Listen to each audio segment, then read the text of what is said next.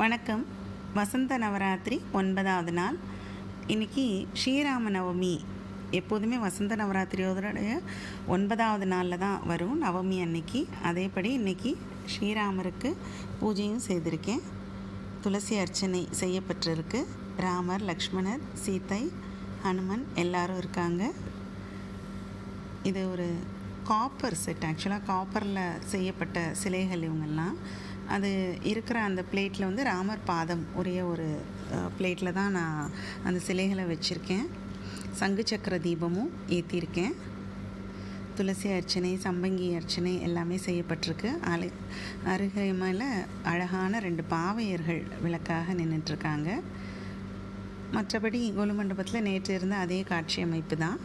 இன்றைக்கி லலிதாம்பிகைக்கு பூஜை முடிகிற நாள் இல்லையா, 9வது நாள் அப்படிங்கிறதுனால அவங்களுக்கு அழகான சிகப்பு வஸ்திரம் அணிஞ்சு நேற்று பூஜையில் வைக்கப்பட்ட அந்த திருமாங்கல்யம் அன்னைக்கு அணியப்பட்டிருக்கு.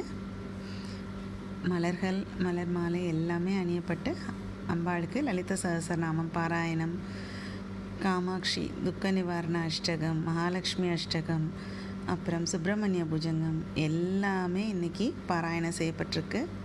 ராமநாமமும் ஜபிக்கப்பட்டிருக்கு. எல்லோரும் நலனும் பெற்று இன்புற்று நோய் நொடி இல்லாமல் சகல சந்தோஷங்களோட சௌபாகியங்களோட எல்லோரும் நீடூடி வாழணும்னு நான் எனது அன்னை மீனாட்சியை கேட்டு வேண்டிக்கிறேன். இது இன்றைய கோலம்.